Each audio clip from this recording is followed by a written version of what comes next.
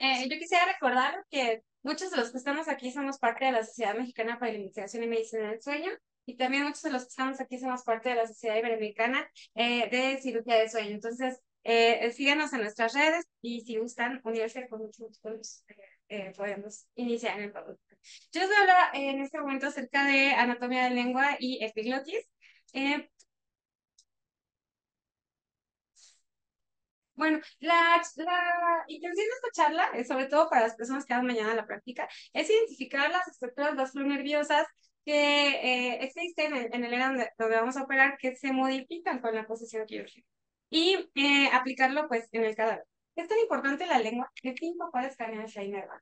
Ya sea inervación sensitiva, motora, gustativa, son 5 pares craneales los involucrados. Por eso los metaanálisis nos han demostrado que la cirugía más dolorosa que hacemos en la cirugía multinivel es la cirugía de lengua. ¿Ok? Bueno, para propósitos de esta charla, la posición quirúrgica va a ser con el cirujano siempre en la cabeza. ¿Ok?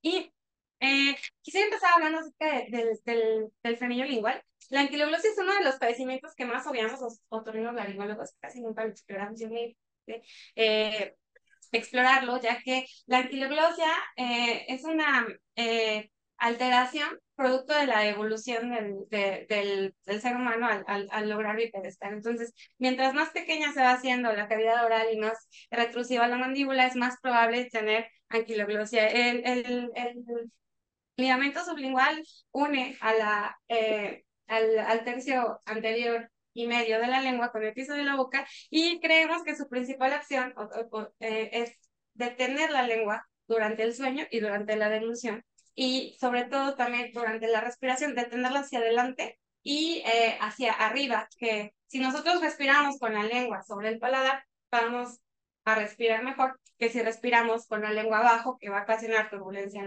la orofaringe, y sobre todo, si nosotros respiramos con la lengua arriba, vamos a enriquecer el oxígeno que respiramos con óxido nítrico. La única parte de la vía respiratoria superior donde hay oxígeno nítrico es en los senos paranasales. Por eso es muy, muy, muy importante siempre respirar pues con la lengua arriba sobre el paladar. Muy bien. Entonces es muy importante entender que en el ligamento sublingual existen en su límite inferior las carúnculas de los conductos de Wharton, que es muy importante respetar. También que hacia la profundidad del ligamento sublingual vamos a encontrar al geniogloso, y sobre todo también si nosotros no preservamos la línea media, vamos a lesionar el nervio lingual. Una cirugía del frenillo así de simple como puede ser, puede dañar, puede producir el síndrome de lengua ardorosa, que es un síntoma muy difícil de tratar. Por eso es muy importante nunca perder la línea media, tratar de usar lo menos de calor que se pueda para hacer los procedimientos sobre el frenillo lingual.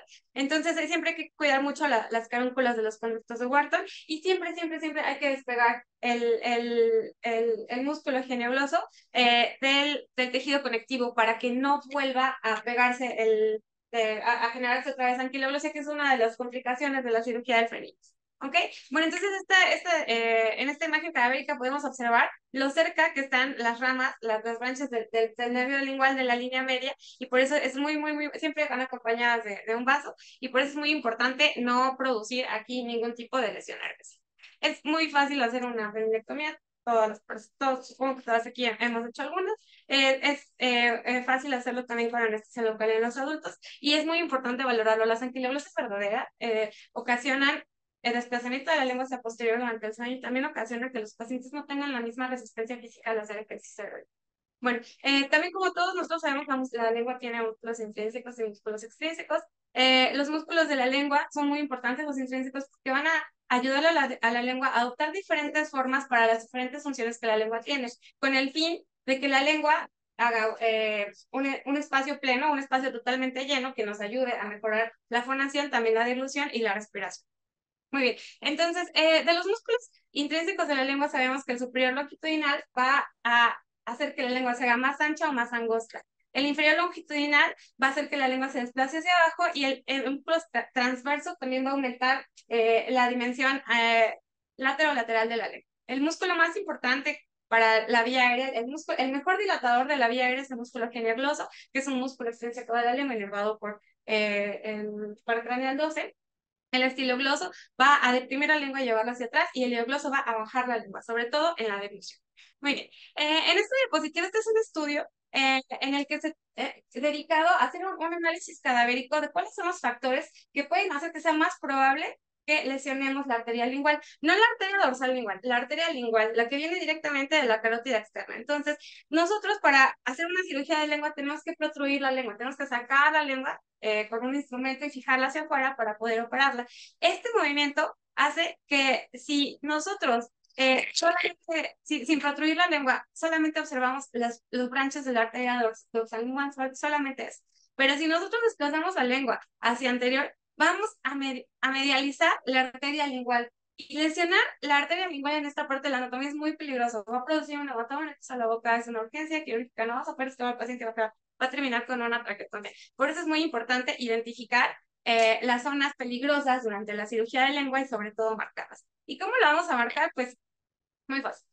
Cuando nosotros tenemos la lengua en situación quirúrgica, que ya la fijan, ya la protruimos, vamos a identificar el agujero ciego. 1 centímetro por adelante del agujero ciego vamos a marcar una línea transversal. Posteriormente vamos a ubicar el arco de las papilas circunvaladas, que son estas. Vamos a medir qué distancia hay siguiendo el arco de las papilas circunvaladas entre el agujero ciego y el borde lateral de la lengua. Y a la mitad de esta distancia vamos a marcar otra línea. ¿Ok? Entonces, vamos a generar un cuadrado de seguridad en el cual va a ser muy seguro operar la base de la lengua. Ahora, sabemos que la lengua móvil es la encargada sobre todo de la dicción, de la buena dicción. Todos los procedimientos que mutilan los 2/3 anteriores de la lengua son procedimientos que van a dejar muchas secuelas. Por eso es muy importante que para fines de cirugía de apnea del sueño, la parte de la lengua que operemos es la lengua fija, el tercio posterior de la lengua. Y respetando los trayectos de las estructuras vasculonerviosas, podemos hacer que esta cirugía sea muy segura, tanto que los pacientes pueden salir extubados de la sala quirúrgica. Muy bien. Y esto es nada más para que recordemos, eh, cuando nosotros tomamos el músculo palatofaringeo, lo que vamos a encontrar es la fascia faringovacilar cuando lo disequemos hacia atrás, ¿ok? Y el ligamento estiloideo. Y si nosotros avanzamos hacia el lateral sobre la fosa amigdalina y quitamos el músculo constrictor superior, vamos a encontrar al nervio lingual. Es muy fácil lesionar al nervio lingual en cirugía de faringe. Por eso hay que tener en consideración que el nervio lingual va a tener una relación muy estrecha con el tercer molar. Si no hay tercer molar, con el segundo molar hay que ver exactamente dónde termina la inserción del segundo molar y cuidar mucho esta zona, porque una praxia del nervio lingual es sumamente dolorosa y el dolor puede cronificarse. También es muy importante que sepamos eh, que detrás del ligamento estiloideo siempre van a estar los grandes vasos, la arteria faríngea ascendente y la carótida un poco más. ¿Ok? Y este es otro estudio pues, que rompe un paradigma que a nosotros nos enseñan desde la formación, que la amígdala lingual no tiene cápsula, pero este es un estudio cadavérico en el que se demuestra que la amígdala lingual tiene un origen, bueno, que ya sabemos que tiene un origen embriológico, que el órgano lingual, entonces sí tiene cápsula. Nosotros podemos hacer una cirugía de amígdala lingual y sacar el tejido linfoide de la amígdala lingual hasta dejarla sin cápsula. Entonces es muy importante que tengamos eso para propósitos de cirugía de amígdala lingual. Y bueno, este es un corte coronal en el que nosotros podemos observar la relación de los pares craneales. Esta es la lengua, este es el piso de la boca, y aquí observamos el B3 del trigémino, el músculo geniogloso, el genioideo, y aquí está el nervio hipogloso. La ubicación del nervio hipogloso en esta parte de la anatomía es muy importante porque es esta situación privilegiada del nervio hipogloso para nosotros en esta parte de la anatomía la que ha hecho que se desarrollen otras terapias para la apnea del sueño como los implantes de hipogloso. El nervio hipogloso mayor en un abordaje transcervical submandibular es muy probable, es muy constante que pase a la mitad del vientre posterior del digástrico. Entonces, si nosotros encontramos el vientre posterior del digástrico, a la mitad va a cruzar el nervio hipogloso y es muy probable que ahí lo encontremos. Pero, ¿cuál es otra de las características importantes del nervio hipogloso? Que en esta parte de la anatomía El nervio hipogloso es monomérico, es un solo axón y un solo tejido nervioso. Entonces es muy, muy probable que donde quiera que nosotros, en cualquier parte de la porción que descubramos del hipogloso, es muy probable que si nosotros ponemos aquí un electrodo, es muy, muy, muy probable que estimulemos realmente la acción que queremos del hipogloso, que es la protrusión de la lengua por la contracción del genio gloso. ¿Ok?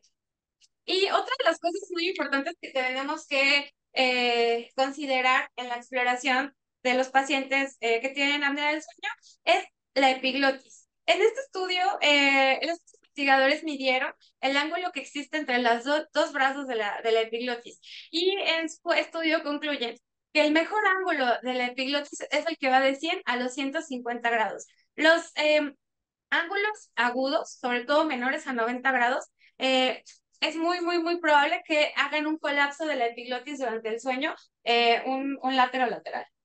Y los ángulos planos es muy, muy, muy probable que hagan un trapto. Entonces es muy, muy, muy importante revisar la epiglotis, una fotografía o una adquisición de imagen y poder medir el ángulo de la epiglotis. Es muy, muy, muy importante. Okay. Y bueno, también es importante saber que la epiglotis tiene la epilotis la inerva el glosofaringio y el vago. El vago le da la inervación sensitiva que nos ayuda a mejorar el reflejo de oxígeno, o te da reflejo de oxígeno.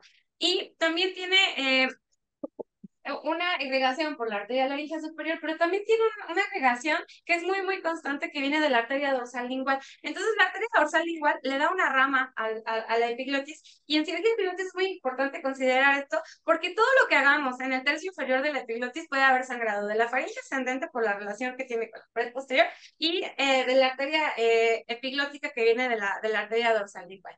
Y también es muy importante saber que la epiglotis tiene el ligamento glosoepiglótico medial, que es muy, muy, muy importante, para que la epiglotis durante la deglución sea llevada hacia la base de la lengua y tiene de manera inconstante dos ligamentos epiglóticos laterales. Y bueno, en este corte cadavérico es nada más para señalar que en esta parte de la relación de la epiglotis con la lengua está el ligamento glosoepiglótico y la inervación y la inervación de la laringe superior entra por el pliegue ariteno epiglotis. Y este es otro estudio que hacen en medicina de urgencias, donde se sugiere una maniobra para las intubaciones difíciles, donde tenemos, por ejemplo, un Cormac 3, un Cormac 4, que los anestesiólogos pisen con la hoja del laringoscopio el ligamento glosoepiglótico medial. Cuando hacen esta maniobra, la epiglotis eh, se vuelca hacia la base de la lengua, permitiendo la visualización de la glotis. Entonces ya sabemos que esa es la acción del ligamento glosoepiglótico. Y también hay muchas técnicas que haciendo pexias de los ligamentos del glosoepiglótico medial o de los laterales, modifican la forma de la epiglotis haciendo sinequias a favor de que se libere la glotis o pexias. ¿Okay? Y bueno, este es una paciente que tiene síndrome de Edwin-Wiedemann. El doctor Lugo le hizo la primera reducción de la lengua antes de que tuviera un año y con eso logramos algo que es muy, muy, muy importante, que es la competencia oral. Las personas, los niños, para desarrollar el aparato estomatognático de manera correcta, deben tener la lengua dentro de la boca. Los niños que tienen la lengua afuera, pues no van a tener un buen desarrollo pues, del maxilar y de la mandíbula. Entonces es muy importante que todos los niños que tienen macroglosia verdadera o si por alguna causa sindrómica hay que hacer cirugías tempranas. Y bueno, no sé si tengan alguna duda.